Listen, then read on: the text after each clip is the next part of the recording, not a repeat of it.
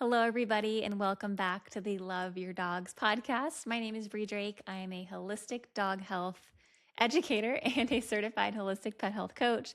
This podcast is heart led, real life, experience based, and usually not a lot of dry science. And today we go into a lot of different topics. I am chatting with someone very special to me. So I went through Dr. Ruth Roberts Certified Holistic Pet Health Coaching Program coming up on 2 years ago.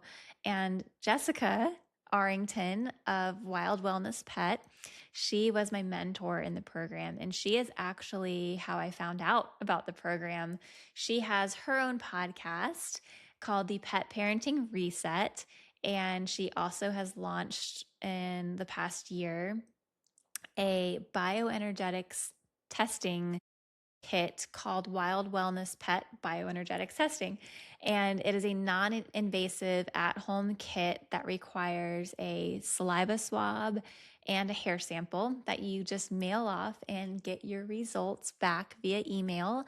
And there's an option to add on a paid walkthrough that, and then there's also recommendations for different homeopathics and maybe some herbs too, based on your dog's test results. Really cool. She and I are going to dive into that, but we also will be diving in. We haven't talked in a while. We haven't talked since I was on her podcast, the Pet Parenting Reset, several months ago. So we'll be catching up on a lot of different things, on flea and tick stuff, on feeding stuff, just on energetics and biological appropriate dog rearing in general. She is incredible. I get into this in the podcast, but she has taught me a lot of what I know, what I knew before going into my holistic pet health coaching course came from podcasts like hers, and then obviously her mentorship.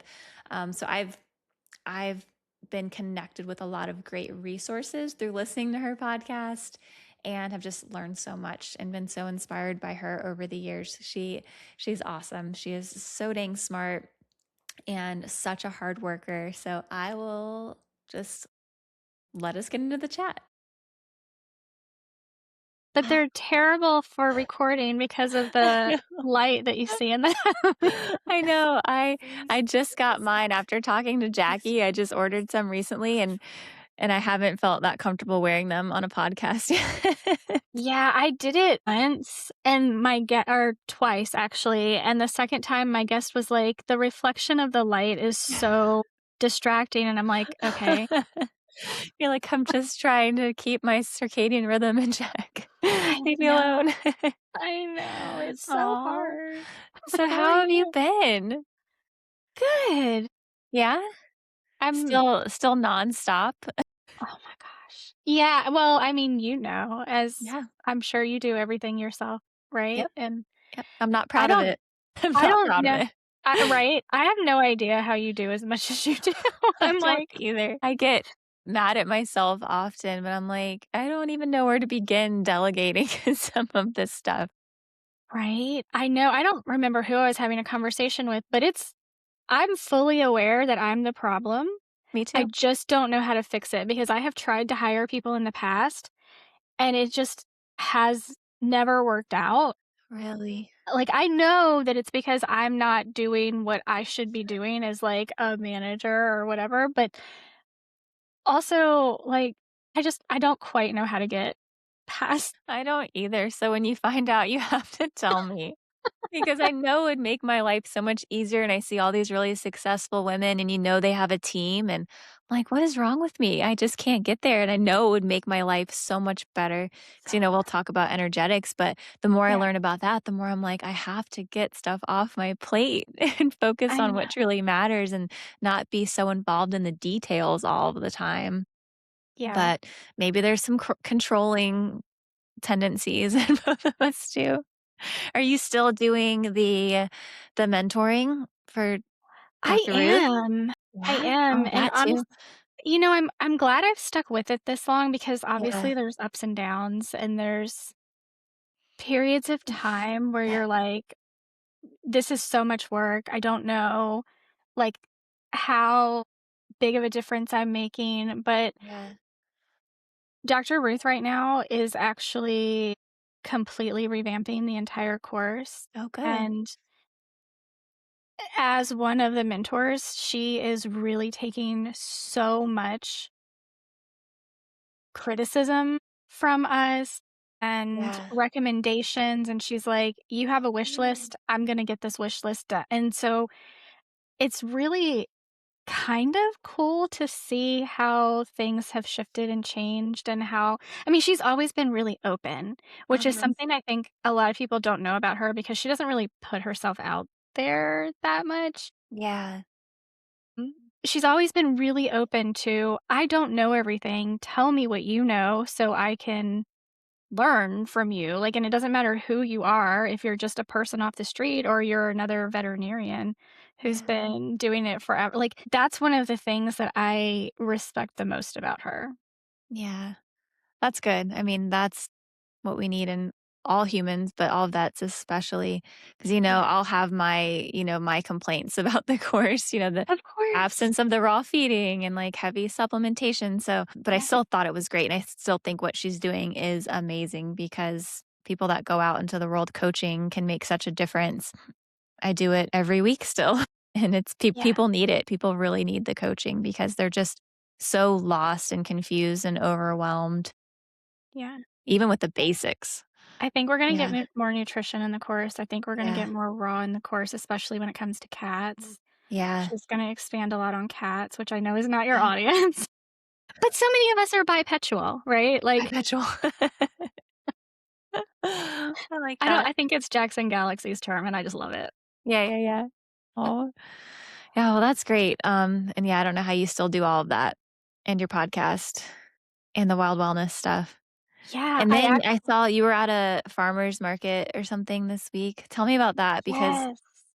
I I run into this where I work with people one on one and then I Mhm. see stuff online, but it's like when you get out in the real world and talk face to face with people and get your actual eyes on these dogs, it's crazy what you see. Like I know you mentioned the heavy Apoquel use and like what else were you seeing?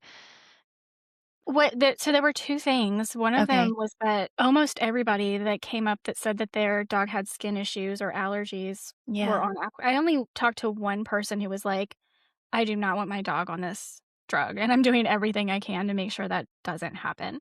Yeah. Because they looked into and for as much as I really, really, really loathe social media, there Yeah. are good parts about it, Yeah. and this person just found a Facebook group, right? And I'm not a big Facebook fan, but she found a Yeah. Facebook group and was, like, starting to learn about these other people's experiences with Apoquel, and she was like, "That is not what I want for my animal." So, of course, I commended her greatly, but the other thing I noticed was that so many people, even the people that eventually told me about their dog's allergies, skin issues, all of the things, they all start out saying, "No, my dog's fine."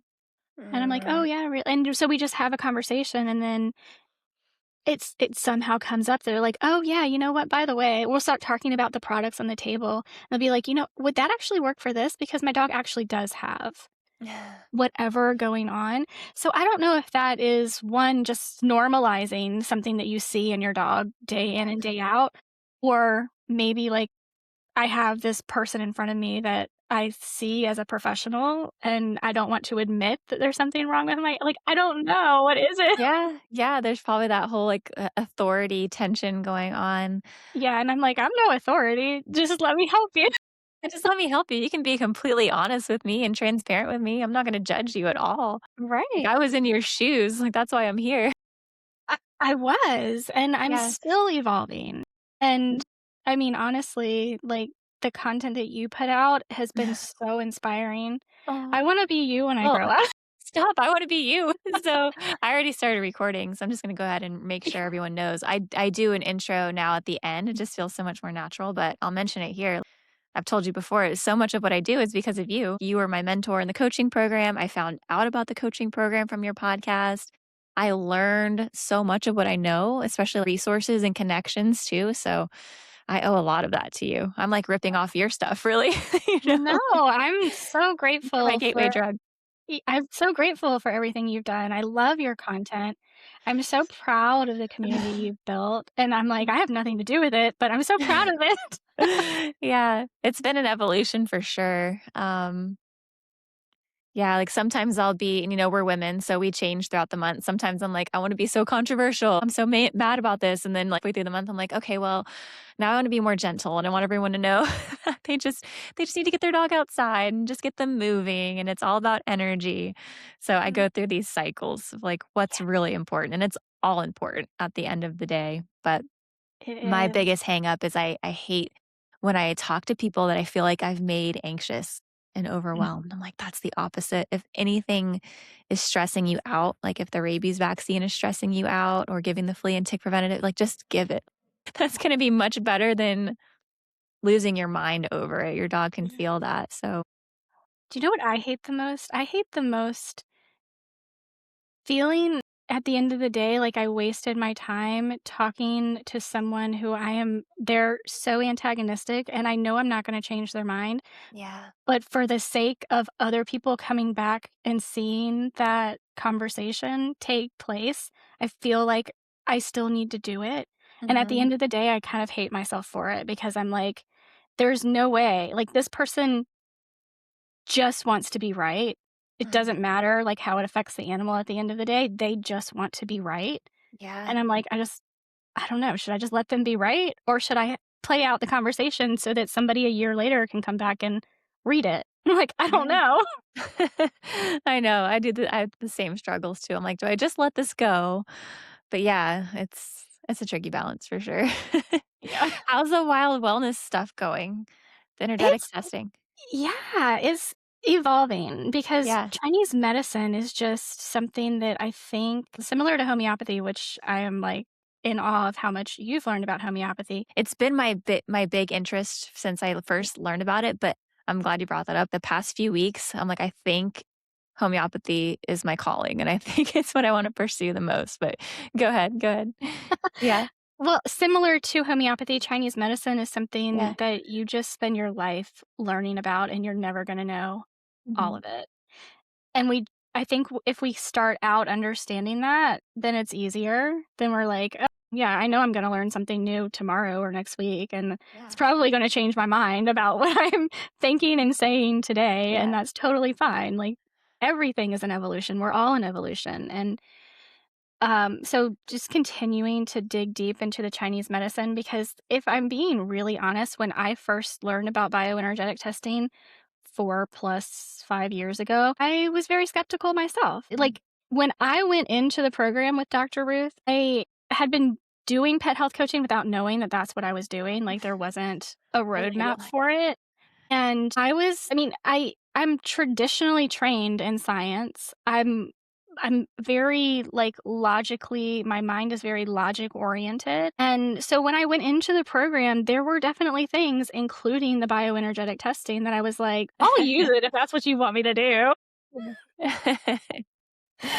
And just my own personal evolution, which I, again, come and I'm not saying this because I'm talking to you, I would say this to literally anyone that asked me about it.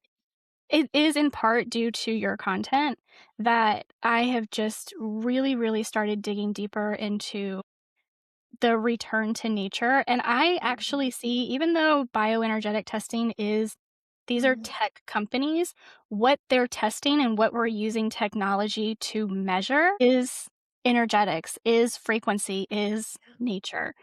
And so it's a really weird combination of the craziness that is technology and the most basic fundamental thing, which is the frequency coming from the earth, the frequency coming from your dog, the frequency coming from the tree. Like, this is the most basic fundamental thing Mhm. that we're using technology to help us understand better. Yeah. I don't know a better way to explain it. No, I love it. I've definitely on my evolution have arrived there too. We've overcomplicated things and it's really so simple. We are energy at the end of the day. And Yeah, now we do have this technology that can help give us a clearer picture and actually prove some of these theories. It's really cool. it I'm is. fascinated by all of it. it is fascinating, and Yeah, I was just talking to somebody the other day, the founder of the company called the Schumann, and I he haven't sent heard me of the this. device to try out, and it is a frequency device. And he was What is telling it? me The Schumann theory? Is that what it's called? The yeah, Schumann. so the Schumann resonance, yeah, and Yes, so yes. it is, but anyway, the reason that I bring it up is because when I was talking to him and one of the other people on the team, and they sent me this research that I still have to kind of go through, but he was telling me about a study that they did where they took an entire beehive and they somehow encapsulated it to Mhm. where it blocked the frequency of the earth from the bees and the beehive. And Yeah. within like they were all dead. Wow. That's And like, powerful. Like, that's right? profound, yeah. It is so powerful and so profound. And again, one of the things that I actually really do love about social media is that you can learn really cool and niche things. Like I saw the other day that flowers will emit different frequencies if they have pollen available for a bee to come harvest versus if a bee has already harvested the Like a pollen. little vacancy, no vacancy sign. Yes, it's just the coolest thing. Yeah. Yeah, we've spent way too much time trying to outsmart nature. It drives me crazy. And so many of our problems that we're facing is because we keep trying to disrupt that balance. And then things, nature's still always trying to restore and recalibrate. And then we're still trying to override and overpower. And then, things like that are happening without us doing a thing. Like, Yeah, why are we messing with it? Is it because of right? ego? I know, I know. It and Ego, it profits? Yeah.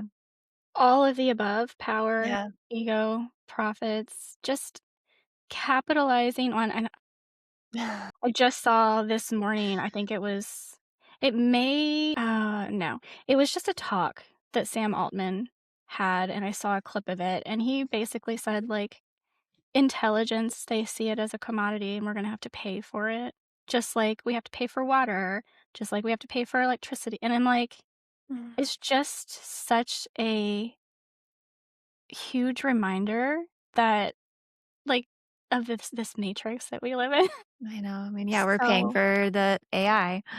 yeah. Most people are paying for ChatGPT. It's like, Yeah, I what are we know, and doing? I'm guilty of Oh, yeah. using AI, It's but too addicting from an efficiency standpoint. We were just talking about how busy we are, and yes. it's too tempting as much as I hate it and I'm completely against it. Yeah. I'm like, I do use it. It Yeah, helps me. the more I learn, especially with the data centers and the water usage and the energy consumption and the heat Yeah. they put off and the, like, just yeah, I'm in the process right now of, like, trying to break that addiction to Mhm. AI because I think it's necessary, and I think Yeah. we are kinda coming back to a point where people are starting to appreciate real human interaction and creativity, and, Yeah. I mean, maybe that's the point of AI in the first place. That's why I loved seeing that you were at that farmer's market. Mhm. I was really inspired by that because I've been thinking about that a lot lately. What can I do face to face where I live locally? Because I tend to feel isolated and that I'm alone and there's not a lot of people that think the same way. To my knowledge, there's not any vets that really think the same way. How do I know that? They're probably hiding in plain sight if I really got put myself out there. I'd probably form a little community. I've kind of been pushed towards that because I'm sick of seeing ChatGPT slop everywhere and digital guides and digital courses. We need more real stuff, more tangible stuff, more face to face. So I was really happy to see you out and about doing that. And my husband and I were just talking about this the other day how we are seeing that shift already, where people are like, this is not what we were designed for. This is not okay. Because I have artist friends whose like print sales are in the tanks because of AI making the Etsy advertising process of this fake art, making it so much more streamlined and just taking over that whole segment of the industry. And yeah, Yeah, we have to return to what we were meant for. yes. I've been so disappointed with Etsy the past couple of years. I, like, hardly even use it anymore because 'cause I'm like, I don't know what's actually a real Authentic. creator and Yeah. what's a yeah. It So used to there's be a plenty of really us cool out there, yeah, that will still demand the real thing and we have to do that. as tempting as it is to be lazy and use Yeah. ChatGPT and go for the thing that's cheaper, we have to bring ourselves back. Mhm. I Yeah. agree. And take our pets with us. How's your flea situation going? Well, I know you see all my flea content, my flea jabs, where I'm just like, if you live in a place where there's really fleas, nothing works. Like, nothing. nothing natural works. I will admit that last year I broke down. I was so beaten down because I have never dealt with fleas before in my Yeah. entire I'm 43 years old. Yeah. I had never once in my life had a flea infestation. And I'm convinced that the neurotoxins that everybody is using constantly month after month, even in the Are winter when we don't need to strengthening be our using them. fleas. Yes, Mhm. I am convinced that it's creating superbugs. Something's And happened, even an environmental shift of some sort, going back to what I was saying earlier, like, we're yeah, seeing more ticks because we're destroying habitat and we're killing predators with all of our chemicals and yep, habitat loss, so all of that's gonna get worse when balance isn't in place. yeah, And then, yeah, absolutely. they're super fleas because they're like, "Well, that's nothing. I'm used to, my my family's getting poisoned with neurotoxins and these other Mhm. dogs, like, what is this cedar oil?" Right? Yeah, yeah. Yeah, it is. It's so many things. Mhm. And so I broke down. I talked to, gosh, so many different veterinarians last year, and Dr. Chris Besant, Yeah. who formulates for Herbsmith, created Medicus and the Simple Food Project. She was like, "You're gonna have to use Perfecto." And I'm like, Oh, "I don't want to." And I went like 2 more months after talking to her, and I ended up I did use some I didn't go Perfecto, I went Revolution. and why I did only you did make it that once. choice? I Felt I was gentler. I know, and I hate admitting it, but at the same time, it's the truth, and it might make somebody else feel better Yeah. about, where they are. I Mhm. broke down. I Yeah. literally am, like, in a ball on the floor crying. I don't know what to do Oh, anymore, right? I almost did too. I mean, I got Capstar because I'm like, maybe that will get me ahead here. And I Yeah. feel like I finally have gotten ahead with Mhm. managing the environment outside.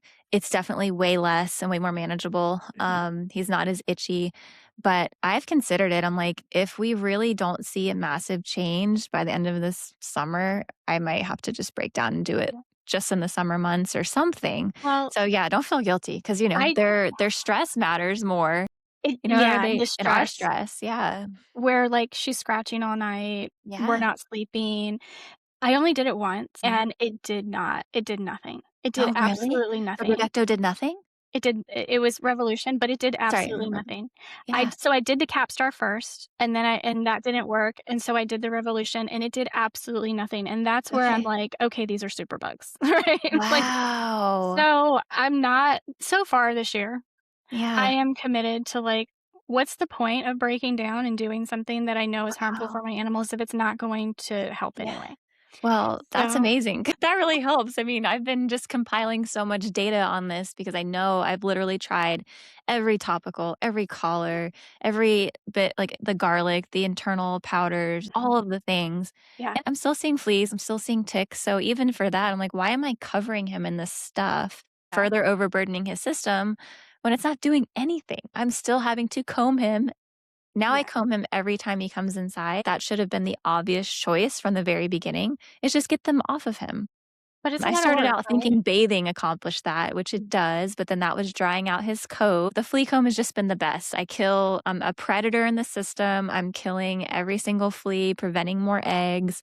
And then I try with the environment, but I have a bird feeder. I've got raccoons and squirrels, and I'm like, it's just never going to end here.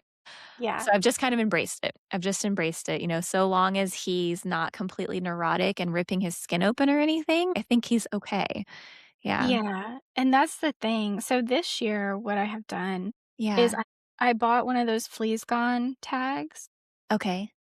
and Flea's it gone. is again, a frequency thing. Like, it works Yeah. with the frequency of the animal's heart Uh-huh. to kind of I don't even know the technology behind it. I reached out to them trying to get them to talk to me and come on the podcast, and they're like, "No, we don't do press." I'm like, Whoa, and they "Okay." have some top secret. Yeah, confidential, proprietary information. So, I have all my eggs in that basket. I will say the other thing that I changed last Has it year helped? Have was you been using it?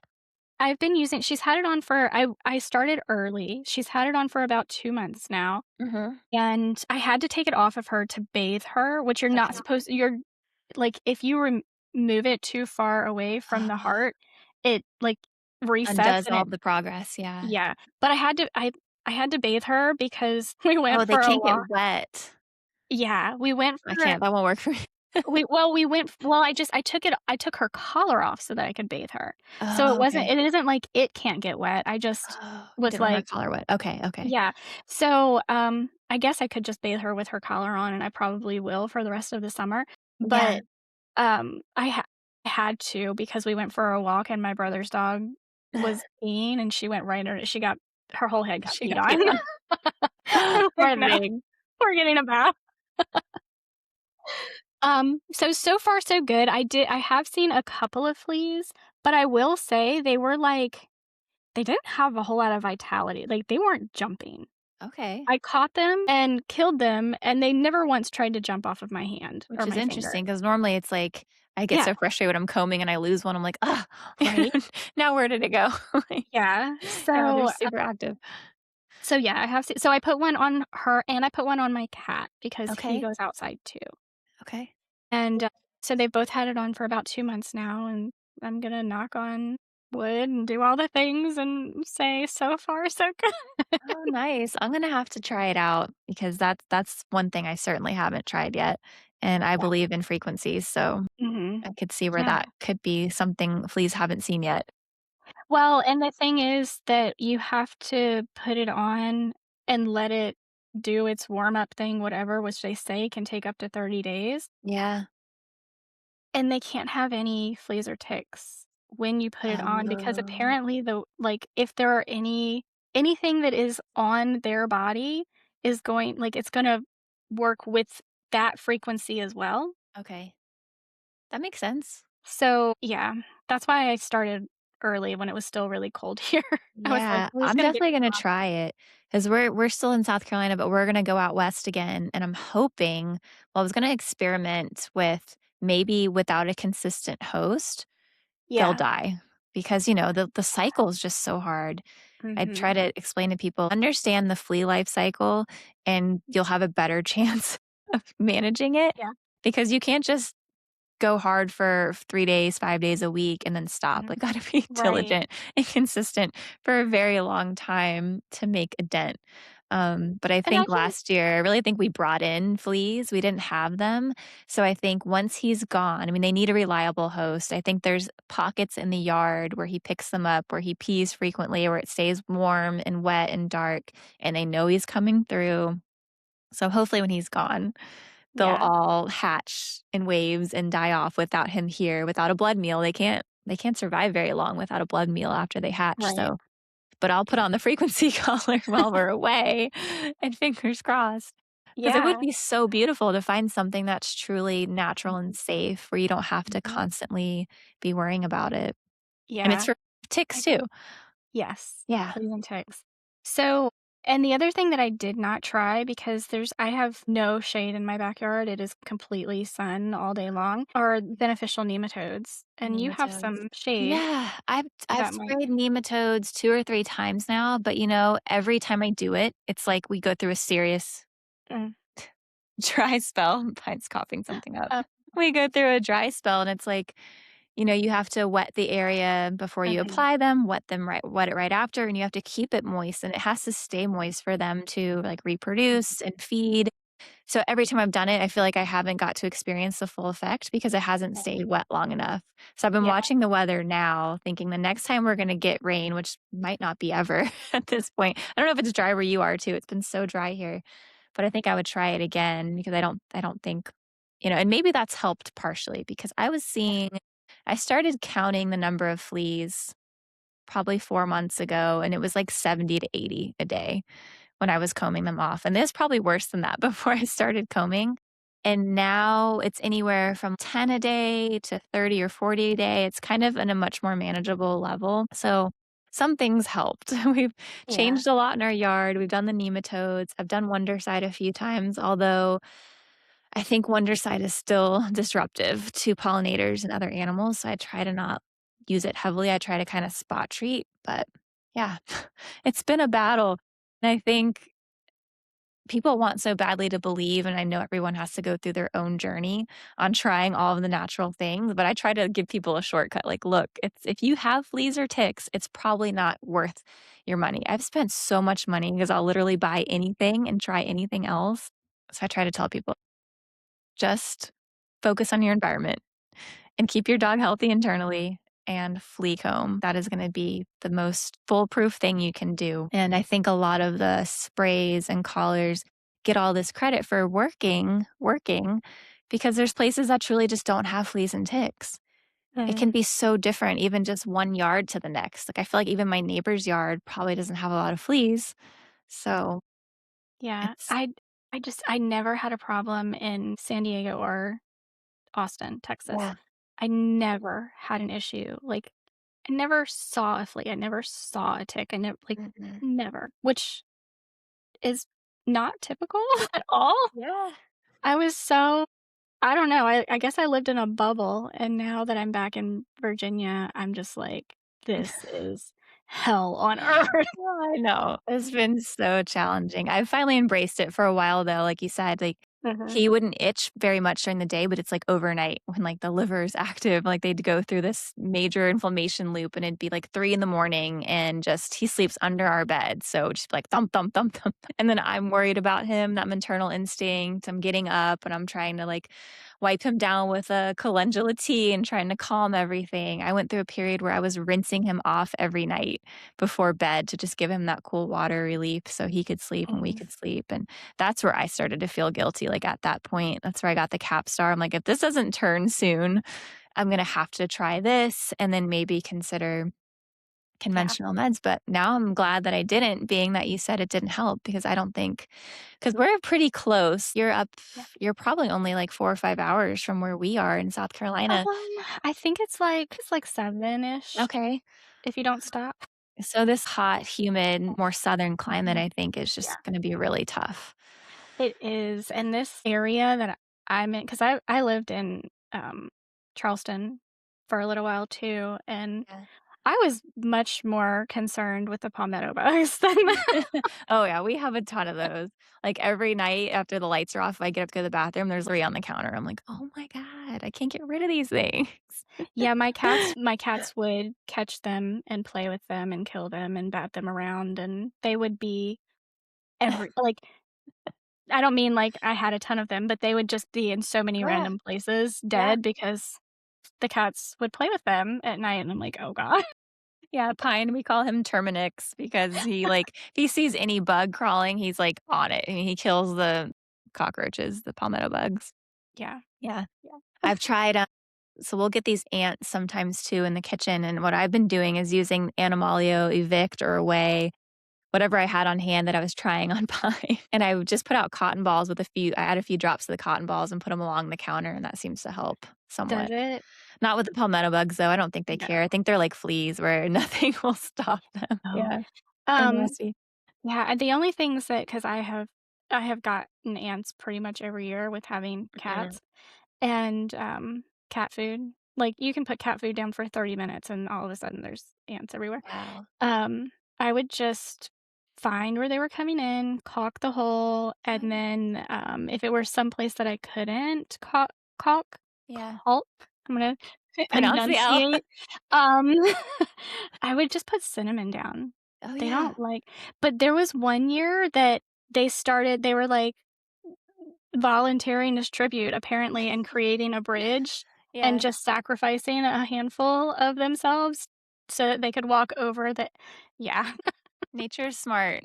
Nature is gonna adapt and find a way. Mhm. Yeah. That's so cool. Yeah, well, hopefully the flea's gone, stuff works. Yeah.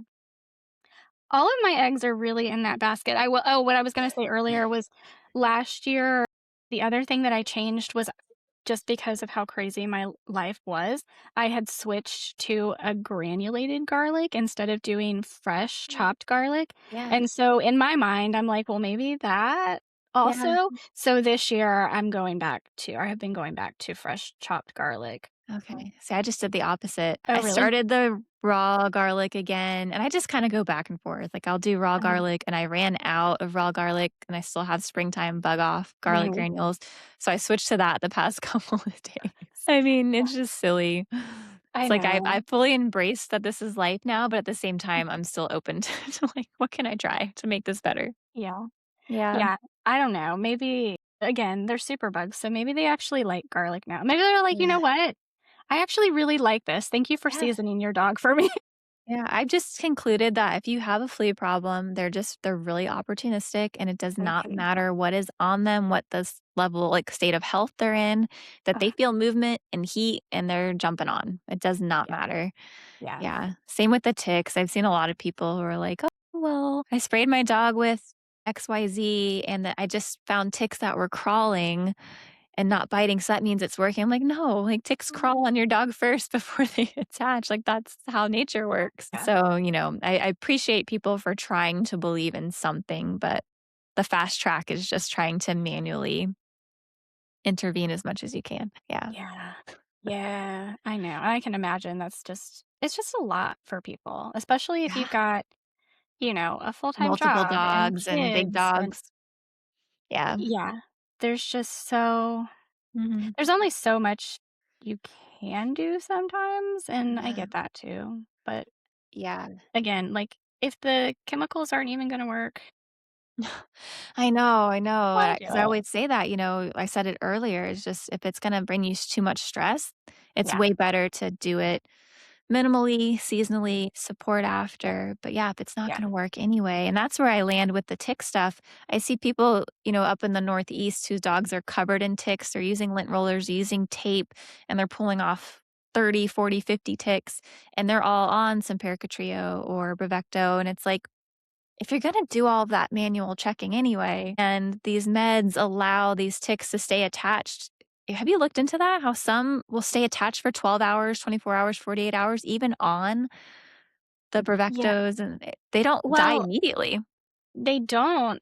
I Yeah. mean, I think that's intentional. I actually just it's one of my biggest pet peeves is that people don't really understand how because the idea that they prevent tick-borne illnesses Illnesses. don't like, how have we gotten to this place where even veterinarians believe that they like, the tick has to bite your dog Mhm. to uptake the neurotoxin Mhm. to be able to die? Yeah. Like, so how are we promoting these as preventing tick-borne illness? I don't understand that Yeah. at all. And That's some the people argue that they die quickly, and it yeah, takes 12 hours for Lyme to transfer, 24 to 48 hours. Well, we don't know. Like, biology isn't perfect, and it can transfer immediately, it doesn't it's yes. yeah. And I think, some of the human intervention, while well-intentioned, like, Mhm. I remember watching many years ago Dr. Melissa Shelton, who formulates Yeah. Animalio. She was just doing an instructional video, and she was like, put these things don't ever put anything directly on a tick trying to get it to back out on its own Mhm. because anything that you do like that is going to cause the tick to just basically vomit everything up inside of your dog, Mhm. and it's like, that is the worst case scenario. Yeah. Don't let that happen. Yeah. And I've read recently, and this is something I've thought about because I usually pull them off by hand, like, even squeezing them like that. Yeah, Yeah. yeah, and I mean, of course, you don't want the head to be left in, Mhm. but I don't know, I kinda that would be better than giving them the opportunity to just I don't know. Yeah, yeah. Well, supposedly there's a method or Mhm, using like a tick tool to get under the mhm, head and pop them off first squeezing. Because I usually yeah, I use my hands and I use my nails mhm, and I try not to squeeze them, but I guess I am. So I've never really thought about that and would have to look more into if that's actually true, but it makes a lot of sense. I'm like, oh, I should probably yeah, I change don't things up a know. little bit. I don't know because I think some people I think it was in response to people saying to, like, put Vaseline or something on them because To, like, they suffocate can't them and breathe. yeah. Yeah, but she's like, "If you do that, they're just going everything in they're gonna vomit everything up into Yeah. the." I don't I'm just relaying what a Yeah. veterinarian told me through social media. Yeah, at the end of the day, try to just keep your animal as healthy as possible so Yes. that if they do come into contact with these diseases, Mhm. chances Well, are they and, can like, fight it off. Yeah. my dog, I adopted her. She was positive for Ehrlichia when I adopted Oh, her. really? She wasn't symptomatic, but I didn't know anything back then. I mean, this was 11 years ago now Yeah. that I adopted her. I didn't know anything that I know now. Mhm. I had only just begun I was only about maybe a year and a half Mhm. into, like, starting my fresh feeding journey with my animals. So Yeah. I didn't know anything back then, and, yeah, so she was positive for Ehrlichia, and what was interesting is that I was told she would always test positive for Ehrlichia, even with treatment, which we did because I didn't know any better, and she went years, I mean, like, 8 years without testing positive for Wow. Ehrlichia. She only just after all of the stress that we've been through in the past Yeah. year, for the first time in October, she tested positive again, but she's not symptomatic, so Yeah. I That's didn't so treat interesting it. So I've that been doing somehow it's showed up again because of the stress or 'cause I do you ever just find ticks on her? No, I've never Yeah. found a tick on her. Wow, that's interesting. I do think it's the stress. I think we underestimate the damage that stress does to our bodies. And her body And remembered that, and that came back up. Yeah. yep. Wow. So I've kind of built my own protocol to try to boost her immune system back up, and yeah, it was really interesting to me. Little things like that interest the heck out of me. I know. I know. It goes to show how much we don't understand and will never understand. And all of these medical professionals and tech companies think they've got it all figured out. And it's like there's so many things in the body that we will never, ever understand. It's so much smarter than us. So much smarter. What did you do? What was your like detox plan after trying the gosh, I keep forgetting what you tried. The Revolution. revolution. Yeah. I actually because I had already before I tried that, I Yeah. tried Rita Hogan's protocol. Okay. So I had all of that on hand, the milk thistle and everything. So I started with just the milk thistle and then I was like, "You know what? For some reason, just intuition, whatever, I bumped it up and did the Earth Buddy liposomal glutathione, which has milk thistle in it." Okay. So I did that. She never showed any signs or Reactions. Yeah. symptoms of anything. It was really for preventative and for my own Yeah. sanity. Yeah, yeah. I mean, yeah, you gotta be yeah, and well, I tell people this too, and I posted on this a few weeks ago that our well-supported, healthy dogs that eat a good diet and are just healthy overall, like, they can handle Mhm. these meds much better, Yeah. and they should handle it fine, but it's our dogs who are already so overloaded and, like, metabolically stressed that it could be a tipping point for them, and that's why they end up with seizures and other neurological side effects, so, yeah, while we're the ones who are like, "We're not gonna do those meds," we're the ones that could probably get away with it because we're doing so much else right and, like, balancing things out. So very true. Yeah. So very true. Yeah. But that's also why we don't want to do it, right? Like, we don't wanna I know. mess up and damage, and Yeah. though it just popped in my head, that's not to say that things can't still happen to dogs who are very, Exactly. very well cared for and taken care of. Like, yes, epigenetics are a huge portion of the puzzle, Yeah. but things still happen. We still live in a toxic world. We can't Mhm. undo the genetics that were passed down. I know when I talked to when a couple of years ago when that whole, like, Purina thing was going on, which nothing ever came of, but What's the Purina thing? like, thousands and thousands of dogs and cats were getting sick and dying, Okay. Yep. and the FDA basically was like, "Nothing's happening. Yeah, it's not Nothing's us. happening." Yeah. Right? But anyway, during that, I talked to BC Henshin, who Mhm. is just one of the most incredible human beings, and did a podcast with him and kind of was just, like, talking through my thoughts on the whole thing as it was unfolding, and I'm like, the generations in a dog's life are so much quicker than ours, right? Like, Mm. we're gonna a generation for humans is a longer period of time. For dogs, we're gonna have, like, I don't know, 4 or 5 plus generations in the span of one human generation. So it's so much quicker. I Mhm. think we're seeing the really damaging effects of unhealthy animals breeding and those unhealthy animals getting worse and breeding. And Mhm. so we're just seeing it so quickly. So when Yeah. people say things like, "Oh, when I grew up, all of the dogs ate whatever, Old Roy, and everybody was fine, and nobody had any problems." And I'm like, "Yeah, well, the dogs today aren't starting off going back to Chinese Yeah. medicine, right? Their Jing is depleted when they're Yeah. born. Like, Yeah. we but these are things that, even though you and I are like, "Yeah, energy, and we get it," like, so many people don't get it. No, they don't. And, since I've been focusing on homeopathy so much more, I've been learning about all of that inherited trauma and inherited toxicity. So, in addition to just the poor breeding and like inbreeding, like they're all of that stuff in their past generations. When I talked to Kendra Pope, she said it goes back 6 to 8 generations getting passed down to our current dog. So, they're carrying all that load plus everything that they're exposed to now in our current world, which is not ideal. So they are totally different dogs being faced with so many more threats.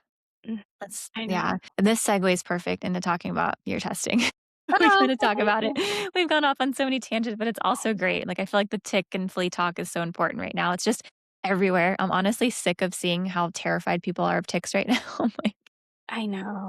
I people need a know. nice grounding conversation like this. But so back to Dr. Kendra Pope too. I've always kind of, and you've probably felt the same way. I've kind of gone back and forth on how I feel about doing testing.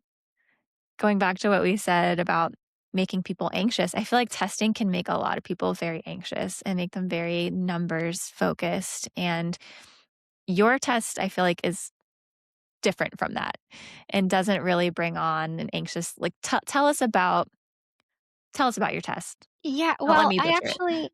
to address the anxiety, I actually still do have people who feel anxious with Yeah, the results, even when I try to explain them in right. a way that I don't want people to feel anxious about it. I want them to feel empowered by Yeah, it.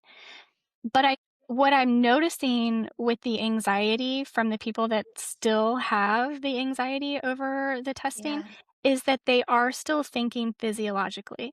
And I just don't believe that we can look at a bioenergetics test and think physiologically, which is why I know when I did the report review for you, I was like, I really actually would love it if people could do the bioenergetics and the HTMA at the same time. So we yeah, can look at how the energetics and the physiological kind of overlap. But, yeah, that's asking double, basically, yeah, the cost up front to do them both together.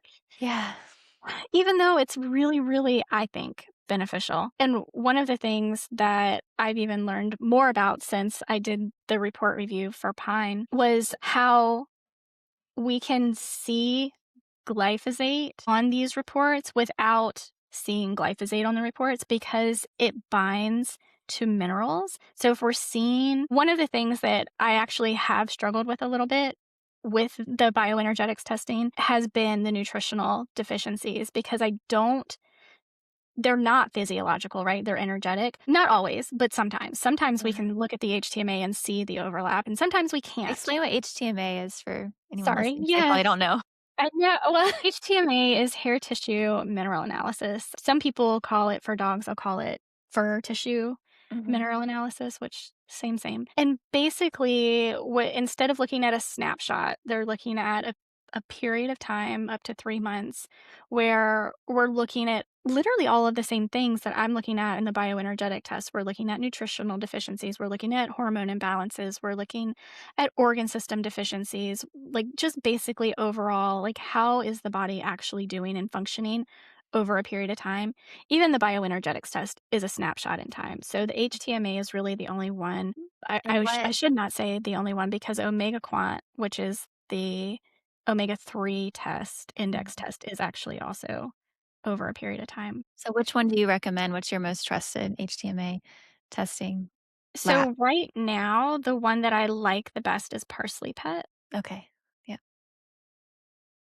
There are a couple of others that and people have reached out to me to look at and like, will you talk about this? And I'm like, I don't know if I love Yeah. this. I've tried other ones Yeah.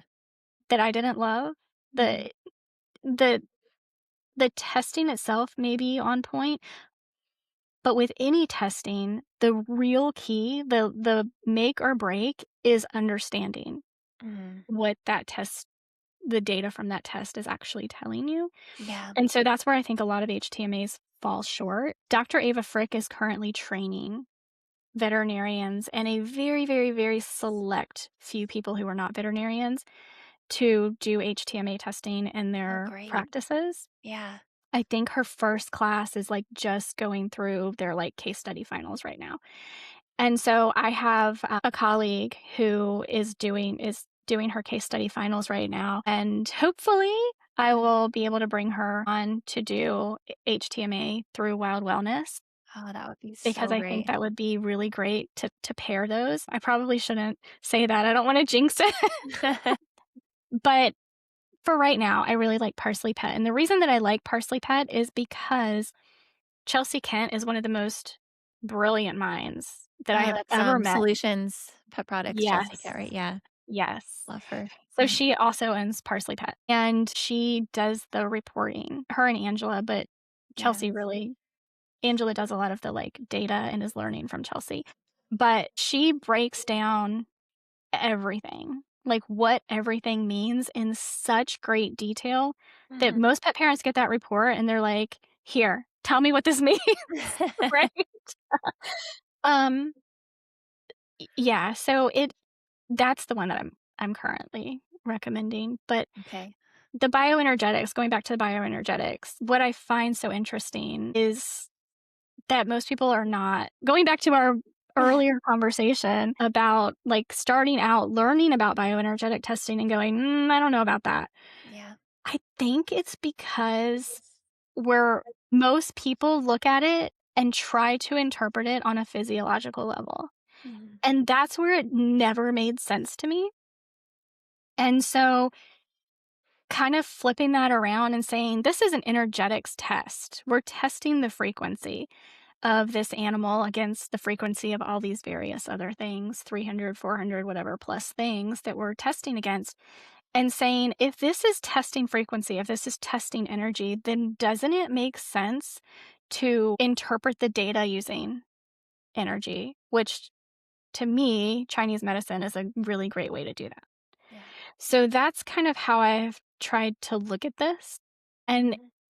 for me, it just things click so much better Mhm. when, especially with like the organ systems and looking at any of the deficient. So we can get into talking about Pine because I think Pine was just kind of different in that Yeah. he was still a puppy.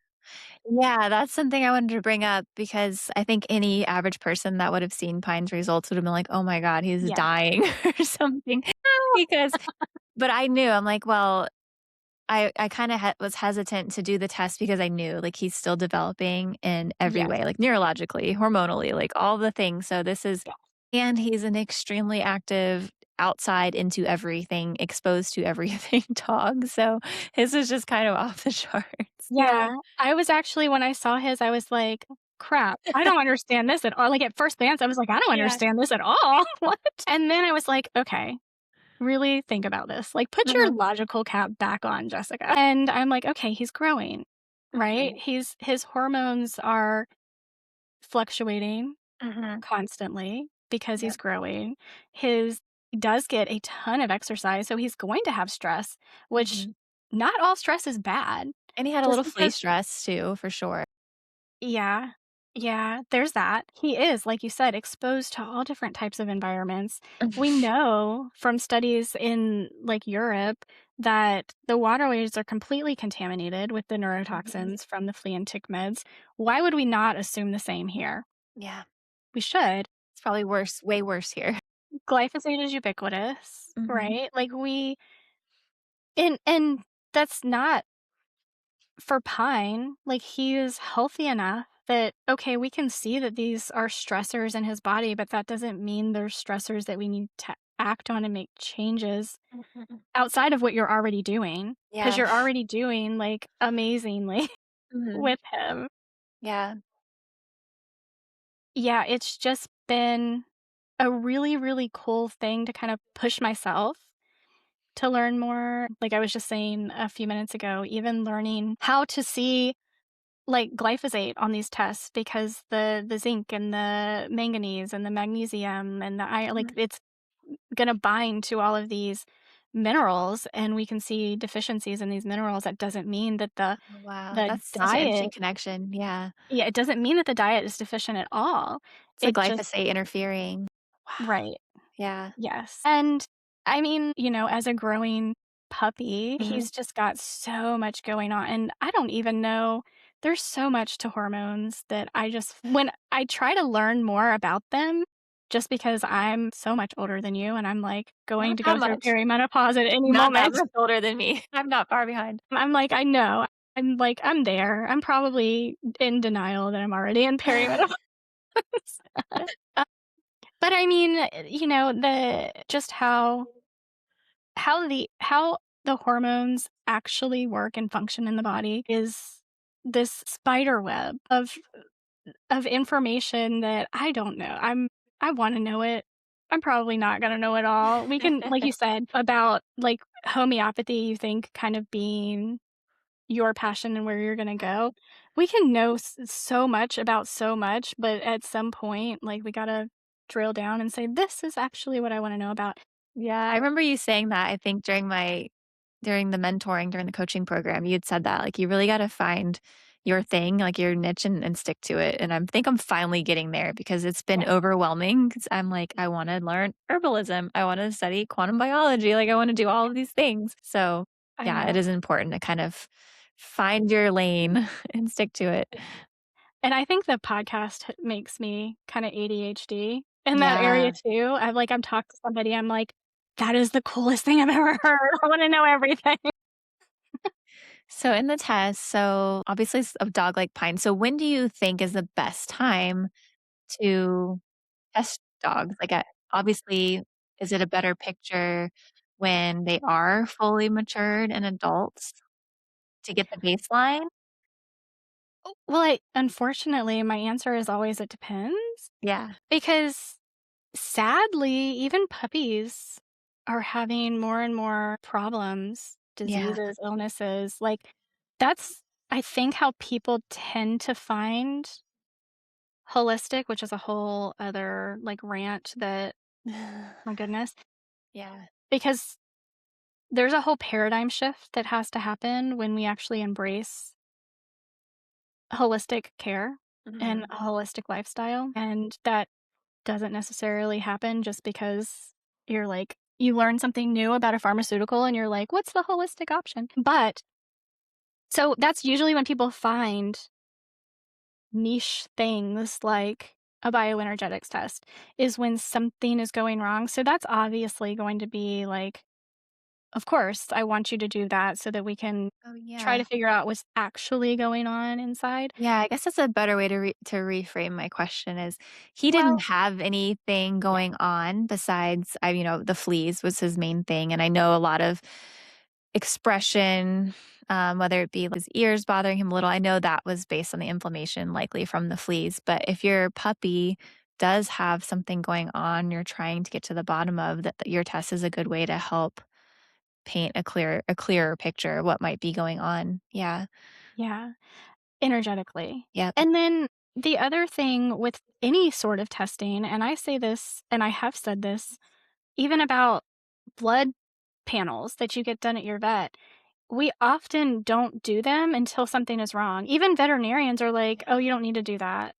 If you ask about it, like, "There's nothing going on. Your dog's fine. We don't need to do that. We'll wait Usually until they're for a something to season." show up there, it's been going wrong for a long time too. Right.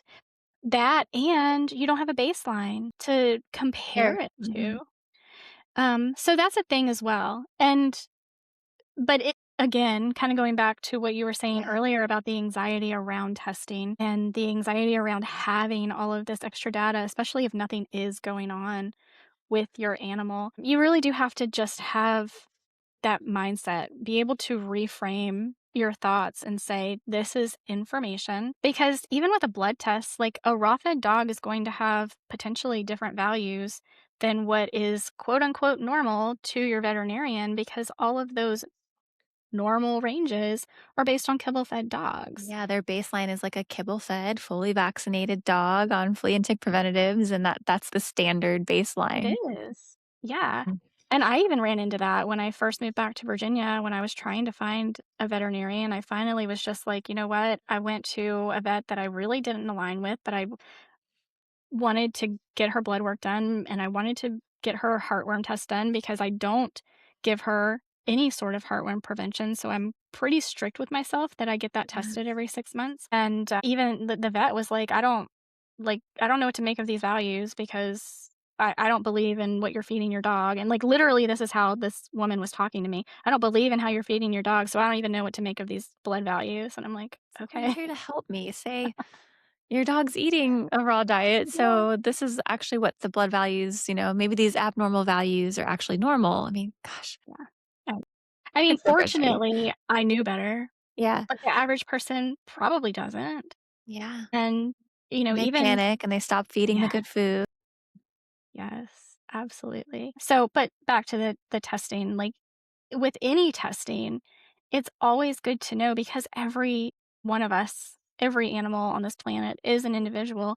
So it is always good to know, like, what a baseline is for your animal. So testing when everything is fine Mhm. is actually a pretty good idea, just so Yeah. we know, like and we can think everything is fine, but especially with something like an energetic test, see that maybe there is an energetic imbalance. I mean, I know my dog is stressed the heck out because I'm stressed the heck out. I know so much of it is because of us, like, we need the test. Yeah, Yeah. Dr. Kendra Pope kinda changed my whole outlook on the testing when I brought up the "I did everything right" comment and message I get all the time, and she's like, "Well, so many people say that, and so many people are only testing when things have gone really wrong, and if we just start testing earlier and go into it with the right mindset to catch things early," like, to me, it finally clicked. I'm like, "Oh, that does make a lot of sense," because there's things going on where we think we're feeding the best diet and we think we're doing all the right things and we're missing stuff. We're missing like the nutrient deficiencies and the different like the heavy glyphosate exposure, whatever, all these invisible threats. And we have no way of knowing what's going on if our dogs aren't showing symptoms. Even if Yeah. they are, we don't make that connection. So I think Yeah. testing can, when done right, is actually very valuable. Yeah. I know. Yeah, I I've freaked changed my out. tune. I definitely freaked out when I sent in the Oncotec test for my dog, For anyone and listening, I was that's like, the cancer screening. "Oncotec is the cancer Yeah, screening," and yeah. I sent it in, no problem, I got this, I'm good, I'm sure, what let's see what this is, let me do a social media post about it, and when I got that email saying your results are ready, I was, like, breaking out in a sweat, like, I don't know if I wanna open this. Yeah. Mhm. It can be scary, but, I talked to somebody the other day who has 3 Goldens, and he had no idea that the rate at which Goldens get Mhm. cancer, and I'm like one of his Goldens was, like, 10 or 12 years old, and I'm like, "You have no idea how incredibly lucky you are right now, like, Mhm. that is amazing," Mhm. and my mind is just going, "Look at how much better we could be doing for these dogs." I know. Dogs are tough. It breaks my heart because it's so hard to get our messages across because so many dogs do live these long lives and people don't know the difference. But it's like your dog had to tolerate so much throughout Yeah, their lives. Think about how much longer they could have lived or how much better they could have lived if we weren't burdening them so much. And yeah, yeah, the golden retriever thing, I had two golden retrievers and I never really thought much about the fact that they were cancer prone. I knew right, people whose Goldens had dropped dead with hemangiosarcoma in labs, and it was happening all around me. And I just thought, "Wow, they must not have been going to the vet enough," like, aw, yeah. that's what I thought because I like, my dogs go to the vet, they get all their shots and I'm sure that it didn't feel like it, but for me, it felt like you handled it so beautifully. Like, Oh, you were thank you. just so Yeah, caring I and, like, mean, at the end of the day, we could still be doing all of this and, like Pine could still get cancer at any yeah, moment in time. Like we have no idea really how to look into what they've inherited, the invisible exposures.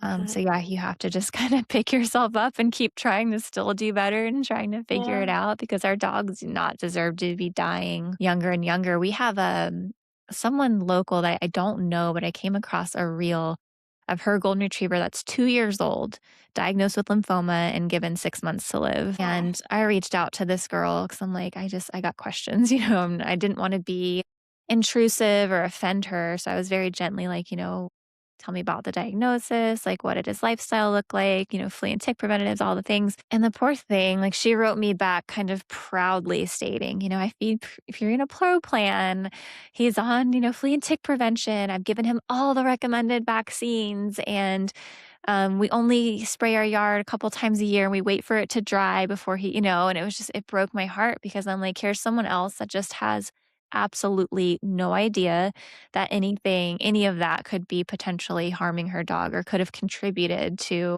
a yeah, cancer diagnosis. But then again, when dogs are that young, there was a lot of inherited stuff going on. Um, yeah, so that absolutely. dog was definitely just more susceptible overall. Yeah, yeah, I know. There's so much to unpack. I hate that I know the term cognitive dissonance now. No. I hate that I know that term, Yeah. but yeah, I mean, there's definitely that with the whole, "My dog's fine, so you can't Mhm. possibly be telling the truth." Also, like, I was there. I was that person. I When I was in my early 20s, I did literally every single thing that my veterinarian told me to do, to the point where I was buying 4 different bags of Royal Canin to feed my cats because they all needed a different formula, which, of course, she sold in her office. Yeah. They got a dewormer every 3 months because Mhm. that's the norm here in on the East Coast in Virginia, Yeah. and, I mean, I literally thought that I was the best pet parent, and Mhm. today I just cringe at myself, Yeah, me too. Yeah. but it was part of the journey, Yeah, you and know? that's how the majority of pet parents still do things. I mean, we live in our own bubble now, this holistic world, and that's why like talking about your farmers market experience. Anytime I've stepped out of the bubble where I'm like, okay, like we're seeing change, things are happening, like people are on board, people get it. I step out of the bubble, I'm like, wow, there's still so many people that are where I was 5, 10 years ago, like having no clue any of this existed, literally doing anything the vet says, Yeah. trusting the vet 5 minutes down the road. I mean, the majority of dogs I see, are not like riddled with cancer, but they're all so overweight, hot spots, itching, like they smell terrible. Mhm. And I'm just looking at them and they're just happy, but I'm also like, they're miserable. But dogs are just strong and resilient and happy go lucky, especially Golden. Yeah. Oh, we could be doing so much better for our dog. So anytime I get discouraged where I'm like, is anyone even listening? Does anyone even care? Is this ever going to move the needle? I'm like, we have to keep trying because dogs shouldn't be suffering because people don't know there's other options. Yeah. Yeah. The one person that really, I will say, it still gets under my skin. It was actually a wellness market, so all of the vendors there were fairly, like, holistically minded, Yeah.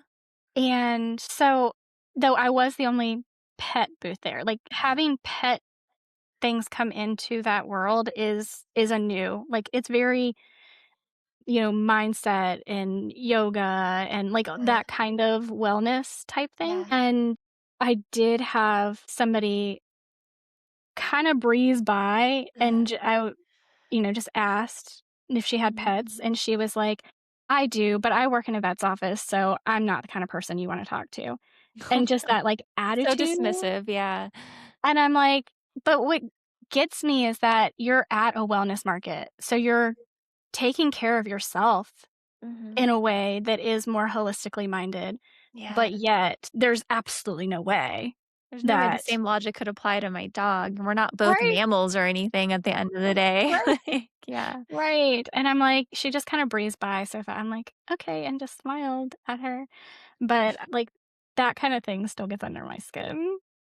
Yeah, and fortunately, the fact that she's caring more about herself, maybe she'll get there, maybe it'll finally Yeah, click one day, because that's that's my what I hope. find the majority of people either come into this caring for their dog first, and then they learn about holistic care for themselves. I'm like, "Oh, this makes sense," but usually it's the other way around. They're like, "I've been doing this for my kids, and I thought, why am I not feeding my dog better? Why am I still, like, vaccinating my dog when I don't Yeah, even vaccinate my kids?" So, yeah, yeah, she'll get there, hopefully. That's what I always say about these vet techs and these veterinarians. I'm like, mhm, "I hope they get there I one day," because a lot of them, like, on social media have such powerful voices. They're so smart. They're very good at social media. Like, please see the light because you could make such a difference. I mean, having doctor in front of your name, I still think has so much more power.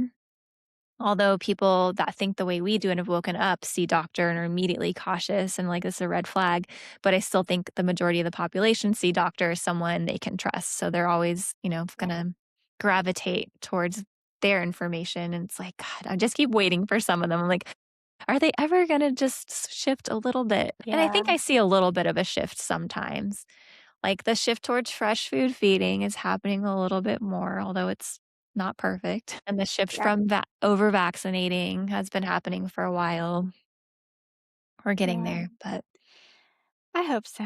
I hope so. It is moving in the right direction, and, Yeah, I mean, I'm definitely one of those weirdos that I did everything right for my pets long before I did and I say everything right.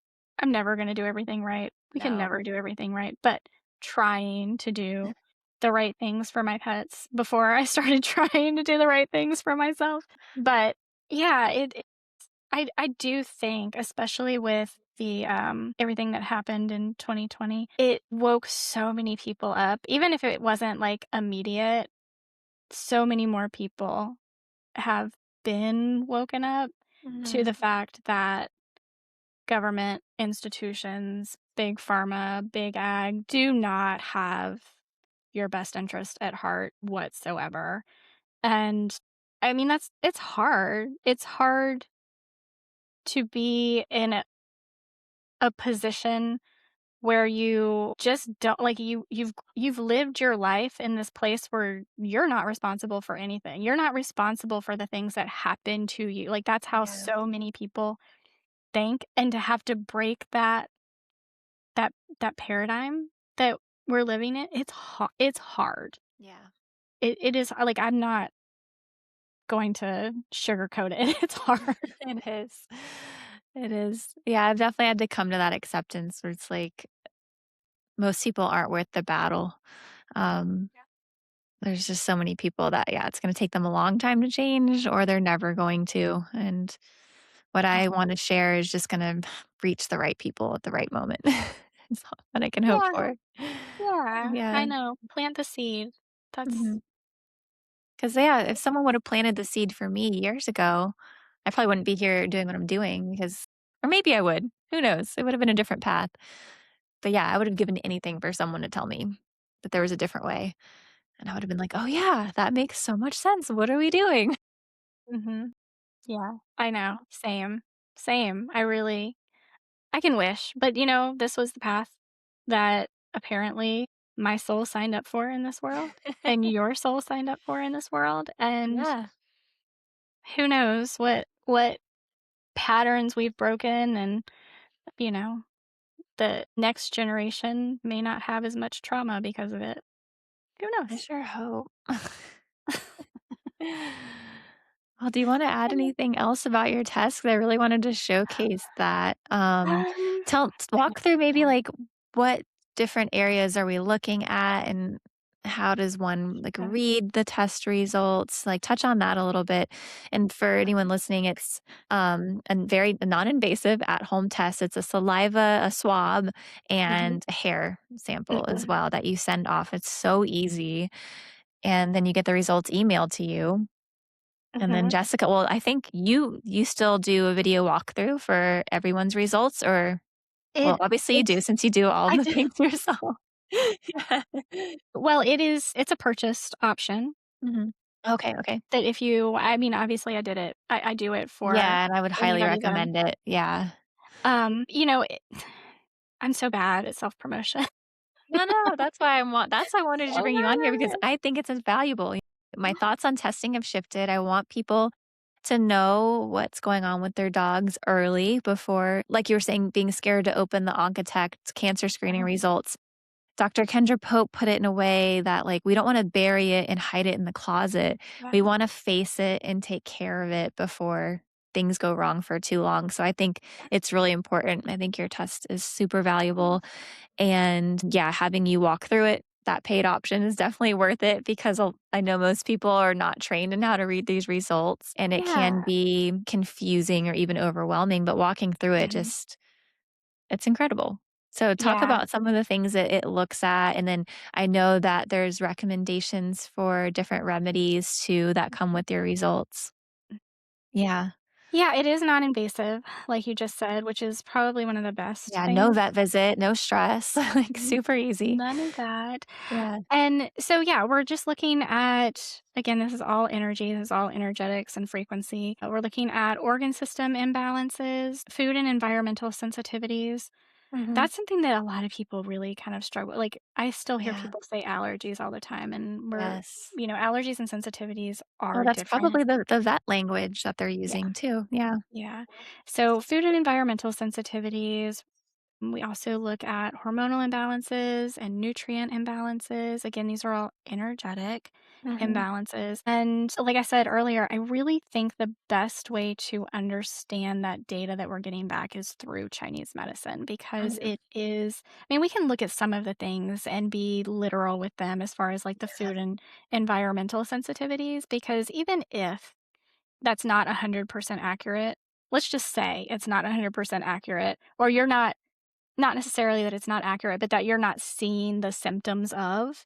Those Mhm. symptoms may be going on internally and you're not seeing them externally Yeah. yet. It is never a bad idea to just remove them if you can, I mean, Yeah, because obviously, on if that note, like Pine had sensitivities to lamb, pork, and goat, which is tricky for me because I like to keep him on fattier proteins because he's intact and he's growing and he's raw fed. So it's hard to keep a lot of weight on him. He's super active. But I have noticed anytime I increase fat, his ears flare up. So it would make Yeah, sense that those fattier proteins don't seem to sit well with him, or at least not in excess. Like they have to maybe be mixed in strategically or on a rotational basis. So I really wasn't seeing any symptoms at the time, but now knowing that, like I started to piece some things together and it made a whole lot of sense. So yeah, yeah. I know, and it can be difficult to kind of know where that line is also between, Mhm.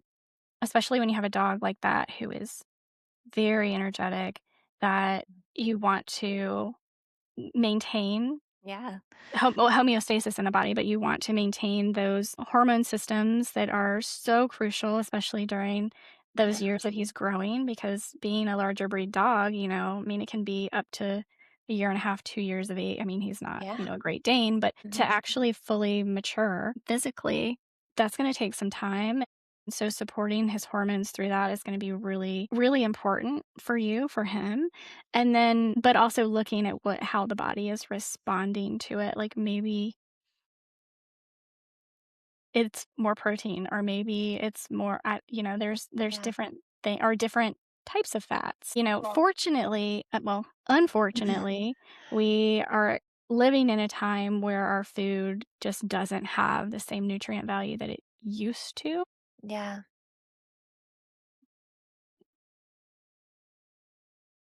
That makes it so difficult. It makes it difficult because I'm very much in that, like, mind frame now or that mindset now where, like, whole prey diets are some of the best things we can do for our animals, but then at the same time, we do kinda have to address the fact that those animals may not have the same nutrient levels that they used to 100 years Mhm. ago.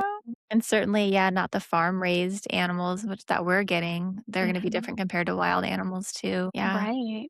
And even, animals that we would think on the surface were raised really well and should have great nutrient values.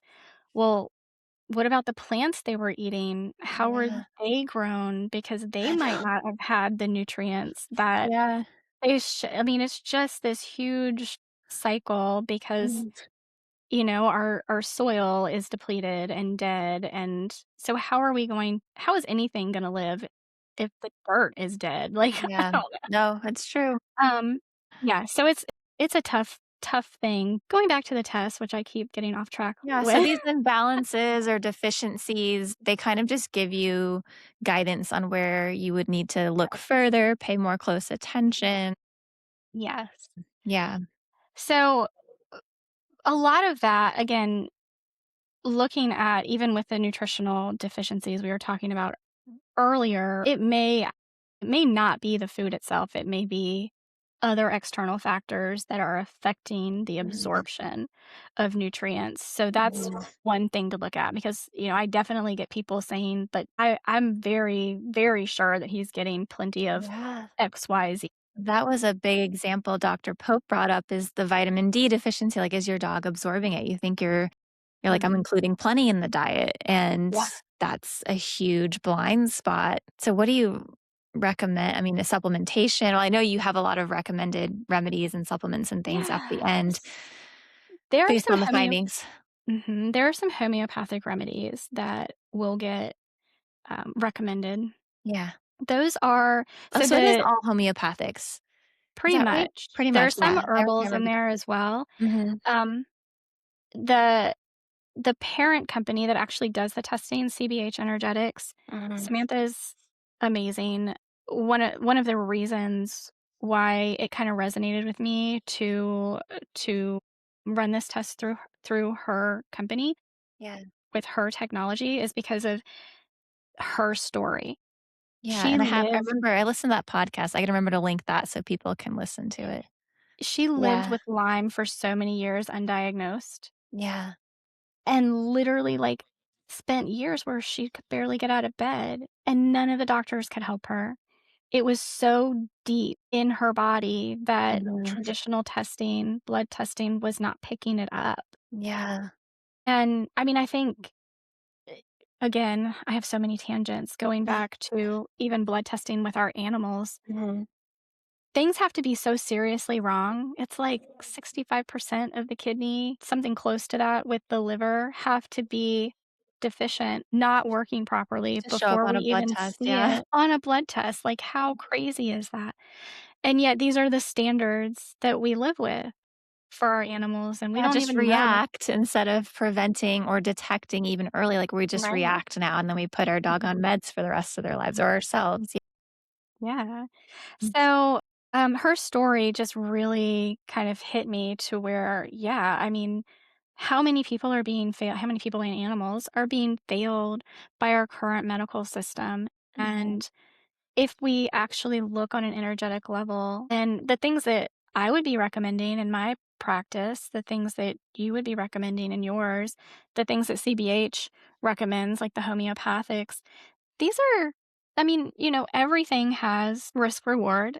Yeah. Homeopathics are pretty darn amazing in that for the most part, they don't have a whole lot of risk. Yeah, 'cause if your body doesn't need it, it doesn't use it and generally has Right. no effect.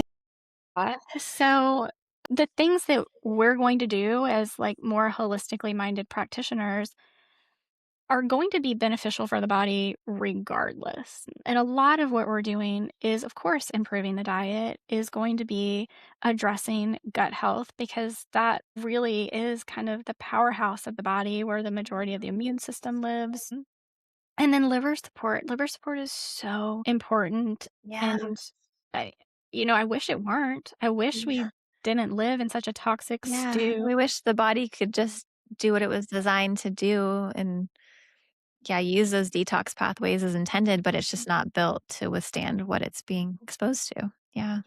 Yeah, and most dogs aren't getting the lifestyle that Pine has, right? So his detox pathways are probably pretty darn open. Well, even with him, I was talking to someone about this recently. I feel like it's still not enough compared to like how he would live on his own. I mean, look at if the farm dogs that still exist are averaging like 15, 20 miles a day roaming around, sleeping outside still. Like I'm still not Yeah. even close to approaching that.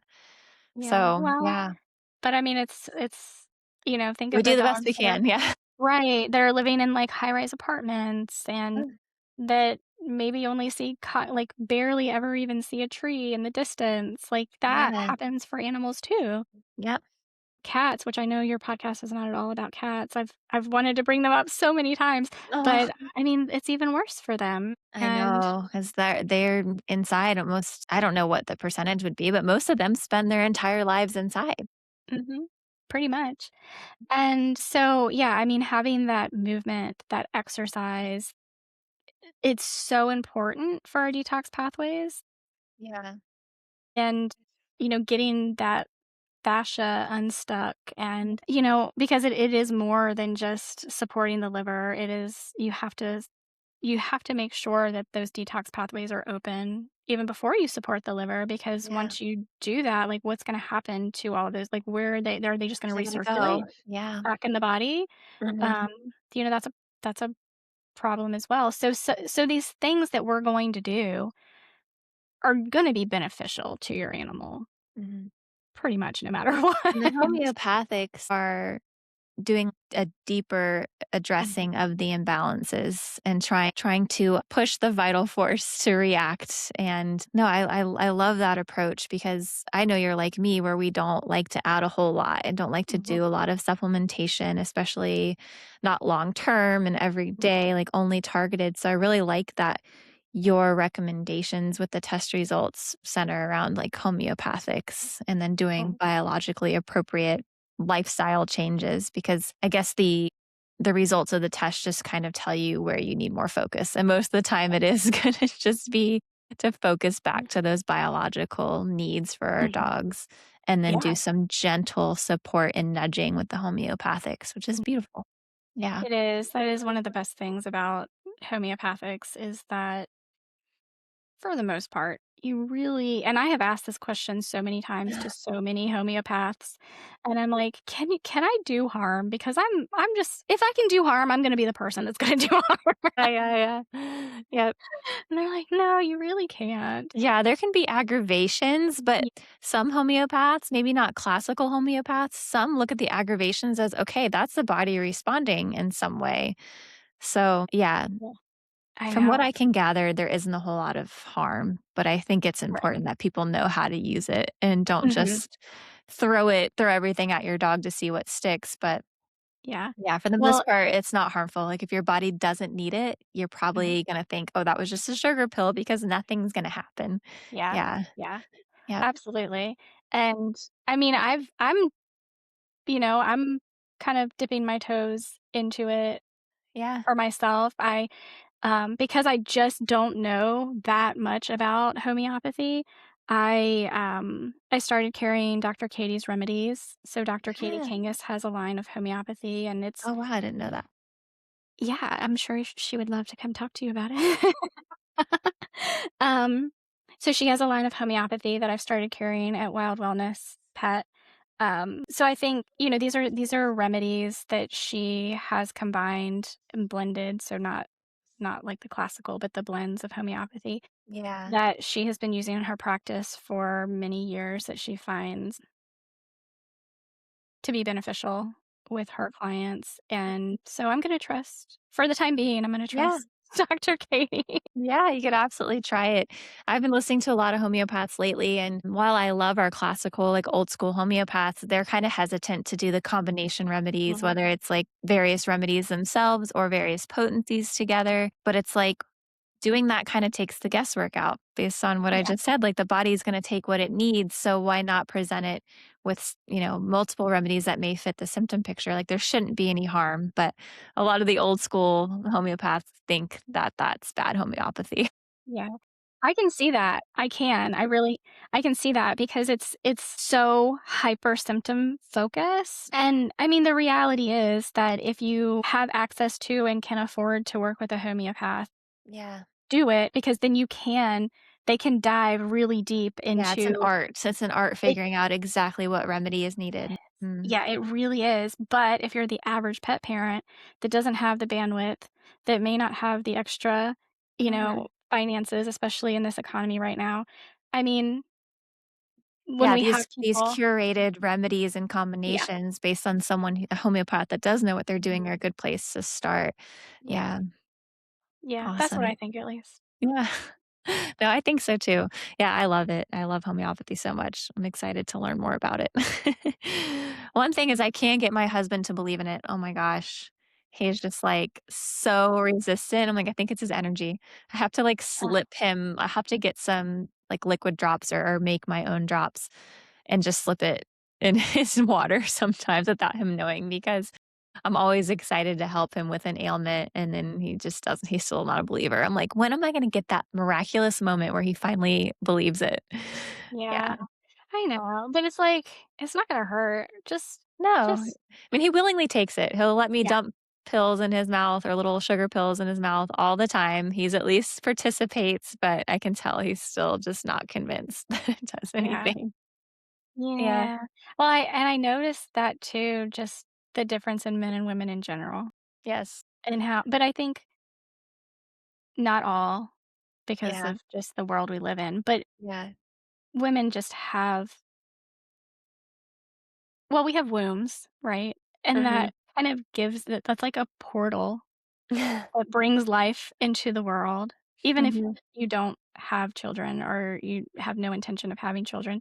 That's what it is. It is a portal that brings life into the world. You have a Yeah. connection with the universe Mhm. that a man just doesn't understand. They just could never Yeah. have those same feelings and understandings That's a good point.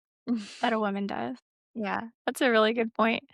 They're nowhere near as woo-woo as we are, at least not my man. Like, Yeah. he'll tolerate a lot from me, but he's just like, "Yeah, she's crazy." Yeah, yeah. The deeper I get into this stuff. Well, do you I have feel anything else you wanna add? I don't wanna keep you too much longer. You don't have I to mean, do your spiel. I'll add. I'll stay on and do. You don't have to self-promote. I'll I self-promote know. you, I'm and so terrible at it. that's a good thing. You're humble. But you should also Well, be really proud of yourself and all that you've accomplished too. that's very sweet of you, thank you. I know, I will, and I actually I put out a podcast episode recently where I was like I wasn't saying, "Don't listen to me," but I was saying, kind of apologizing for creating any overwhelm, Yeah. because I do have people on that are talking about all these different modalities, that are talking about all these different supplements, that are talking about all these different foods, and it's like, I started noticing people buying everything left and right, and I'm Oh, like, "Please no. stop." Like, I get it. It sounds amazing, but look at the animal in front of you Mhm. and make a decision Yes. on if you actually think that's gonna benefit your animal or not. Yeah. And maybe it will and maybe it won't. And so I kinda was just like, I am apologizing for creating overwhelm in your life.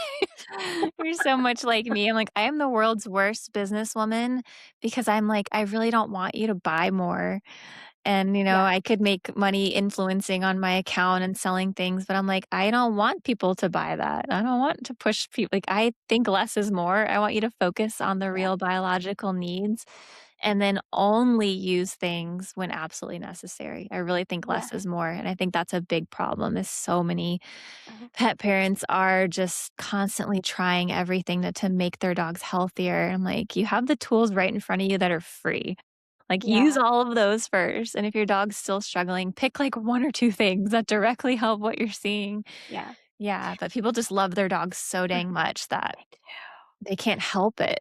They do, and Yeah. I get it. I really do, because even for me, like, I'm, again, constantly evolving and really wanting or in the process of kind of changing some of my messaging away from, like, complete and balanced, and Yeah. I get that people are probably gonna unfollow me for that, and that's fine, but feeding a more what we actually talk about being a species appropriate diet Yeah. isn't commercially available, Right. It's not. and kind of diving deeper into, maybe less vegetation and more fur and feathers and Mhm. incorporating blood and, like, Yeah. there are organs that we're not incorporating, Yeah. brain and lung, and, like, Yeah. these are things that they would eat in the wild, I and know. I know. People are like, "Yeah, I don't You even know wanna me, you talk saw about it." I posted pine eating quail and people, like, lost their minds. I'm like, "Well, this is really what they want to be eating, they know how, it's instinctual." I mean, he's a golden retriever. I mean, my Yeah, last golden retrievers were kibble fed their whole lives, and they still would eat whole birds and ate baby bunnies out of a bunny nest one day, and I was like, "What?" mortified. Mortified. I'm like, "This is what they want, this is what they crave because it's what they need." Like, they know they know. Yeah. Um, yeah, I mean, I even have started doing raw organs myself. I cube them up and freeze them, and then when I'm ready, I'll take a couple of cubes, put them in a glass of water, and, like, shoot it back. Oh, One of my friends did it her whole pregnancy, and, like, she inspired me. I'm like, "Yeah, I'm spending all this money on Heart and Soil yep. freeze-dried organ supplements," which I did like those. I'm like, it'd be so much cheaper and so much more bioavailable to just Yeah. do the real thing, and I'm It's still so alive. I've funny. been doing it for, like, a month now, so I Yeah, haven't gotten but sick. Yeah. it's so funny because I literally just took all of my heart almost all of my Heart and Soil supplements out of my regimen. I'm just like, "You know what? So I" expensive. Yeah. well, and I still have a bunch of them, Yeah, they but want you to I'm take, like, right 6 capsules of each a day. I'm like, "Oh yeah. my god." I know, I just Yeah. got to the point where I'm like, "How is this helping me?" And Mhm. I'm right there with you where I'm like, "This is disgusting." I Mhm. don't know. It's not disgusting, but in my Yeah. brain, it's just like I have that block of disgust, but I'm gonna do it. I'm gonna Yeah. do it, and It's really I've not bad, it's not bad. I have a yeah. strong sense of smell and, like, can get So, really grossed out and nauseous really oh, quick, but just shooting it back is not that bad. It really isn't. I mean, I love oysters, so it can't Oh, be yeah. like It's similar to that. It's similar. yeah. So that's yeah. Yeah. It's so funny because I literally last week pulled them all, and I was like, I put them away. I'm like, "You're not even taking them anymore. Yeah. You're gonna do better for yourself." Yeah. No, we can do so much better. Hey, bud. Mhm. Aw.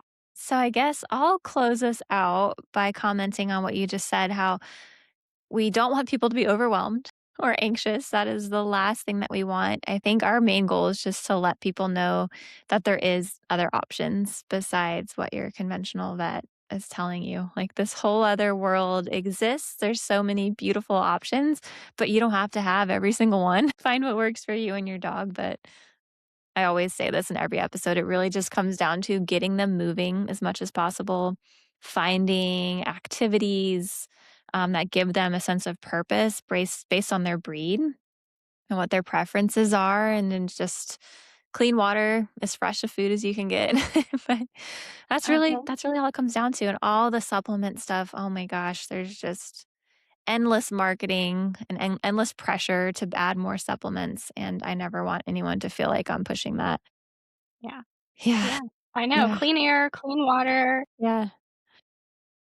the sun is life-giving, Yes. like, move your body, Yeah. ground. It's all so simple and that don't make it stressful. Just make it like a natural part of your day. Like I don't I've had people ask me, how many hours a day is Pine outside? And I'm like, well, I really don't know. And I'm fortunate enough to be able to work from home. And I just try to, I mean, I almost recorded our conversation outside. I'm like, that might be a little too distracting. I almost tried it. I'm like, Jessica's a good person to try this with because she probably won't care. But I try and Nice. look for any opportunity. Like, could I do this outside?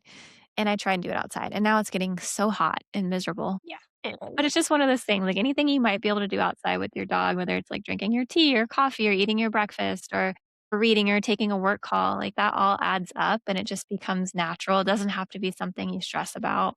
So, Yeah, yeah, we'll end absolutely. it there because we'll keep going on little tangents. Thank you Oh so my gosh. much. And I will do all your self promoting for you in a little bit. You're so sweet. I'm so grateful for you, and I'm so proud of everything you've built, and thank you for having me. You're so welcome. We'll talk to you soon. It was so lovely to catch up with Jessica. She had to run. We had to stop. We were talking for a very long time. But I wanted to quickly remind you that I will put links to all of her wonderful things in the show notes below. She is, let me double check actually, at Wild Wellness. Should have had this ready. Yep, at Wild Wellness Pet on Instagram and also at the Pet Parenting Reset. That is her podcast. I know I mentioned that in the beginning, and I think we referenced it a few times in our conversation. But yeah, the petparentingreset.com, wildwellnesspet.com. I'll put all these links in the show notes. Check out everything she has to offer. I encourage you, if you like this podcast here, you will love Jessica. She has been at this for years and has interviewed everybody in the industry that I know of, and she still is continuing to find more interesting people to talk to. I just love her. She's doing such a great job, and I'm glad to share her with you guys who maybe have never heard of her show before, heard of her before.